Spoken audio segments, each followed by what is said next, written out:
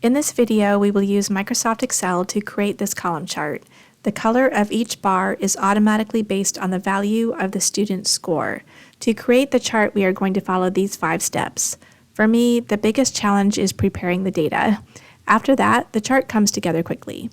And the good thing is these steps will also work for a horizontal row chart, so I will show you how that works at the end of the video. Let's begin by defining the data ranges. I want scores less than 60 to display as red bars on the chart, scores that are at least 60 and less than 70 to display as orange bars, and so on. And now for step 2. In our spreadsheet, we need to add 1 column for each range that we defined in step 1. I have 5 data ranges, so I will add 5 columns. Above each column, I'm going to go ahead and type in the range definitions. You do not have to do this, but it helps me keep track of what I'm doing. It also serves a practical purpose because if we want to, we can actually use these cells in the formulas that we are going to write in the next step. Okay, now we want to place a copy of each score in the appropriate column. For example, we want Melanie's score of 59 to appear here, and let's say Barry's score of 85 to appear here. To do this, let's write the formula for the first column. On the formula bar, click on Insert Function and search for the if function. The logical test for the first column is whether the score is less than 60. So I will click on the score for this row, type the less than sign, and 60. If the result of the logical test is true, then display the score. So I will click on the score again. Otherwise, apply the function NA. This tells Excel that the data is not available. If I place a $sign before each score column reference, so just before the letter C, that will allow us to copy the formula to the other columns. When I copy the formula down, this column contains all scores less than 60. There's only 1, and otherwise it displays the NA error.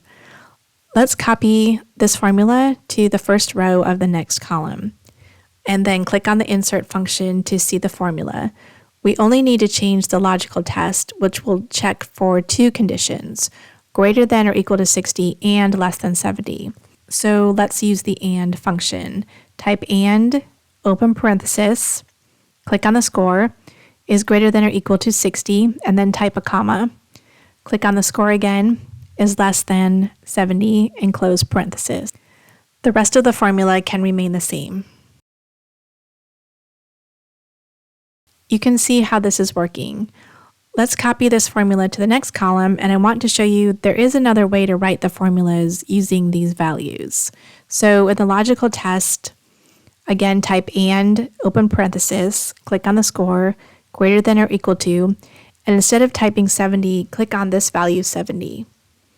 Type a comma, click on the score, less than, and then click on this value 80, closed parenthesis.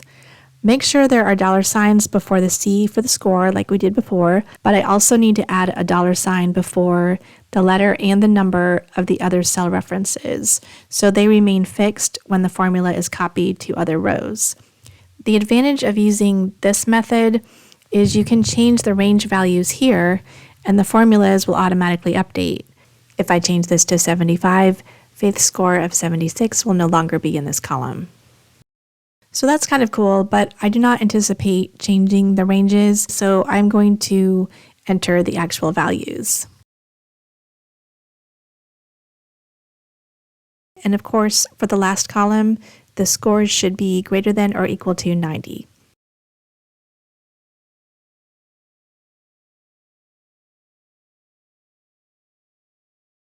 When you are done, each value should appear in exactly one of these columns. And now we can create the chart. I'm going to start out with the data sorted by student name. Select all of the data, go to Insert,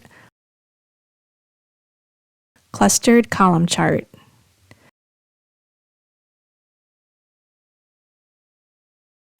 Now make 2 adjustments. First, select the chart, and on the Chart Design ribbon, click on Select Data, uncheck Score, or whatever column holds your original values. The second adjustment is we have all this extra space because Excel is saving room for 5 columns of data for each student. So right mouse click on one of the bars, Format Data Series.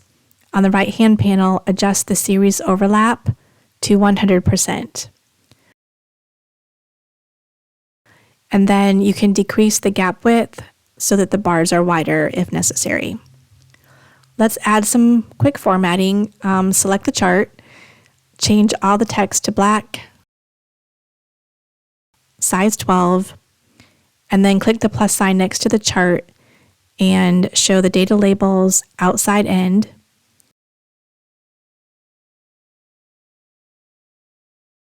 And move the legend to the top.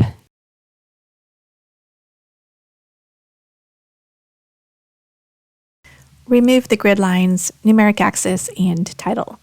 Because we placed the data points in 5 separate columns or data series, Excel now knows to give each data range a different color, and then you can change the colors. To do this, click on the legend to select it, and then click again on just the first legend entry, and then only that label will be selected, and assign a color.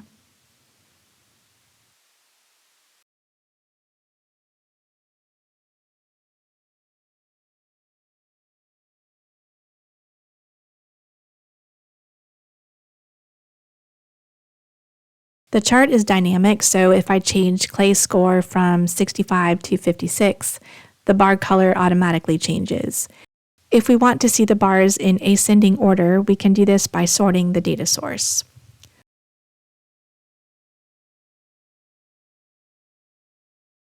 By following the steps in this video, the result is a chart where the bar colors are based on values. As I mentioned at the beginning of this video, you can also create a horizontal row chart with the same data and the same formulas. This time, insert a clustered bar chart.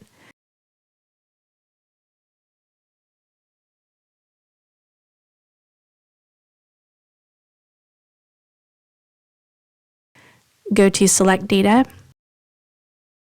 uncheck Score, right mouse click on one of the bars, Format Data Series. On the right-hand panel, adjust the series overlap to 100%, and adjust the gap width as needed.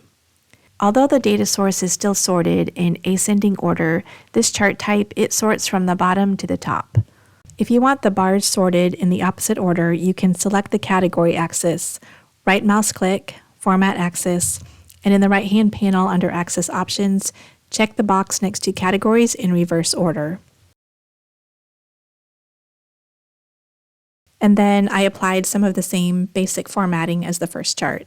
Okay, well, I hope this was helpful. If you have any questions about this video, please let me know.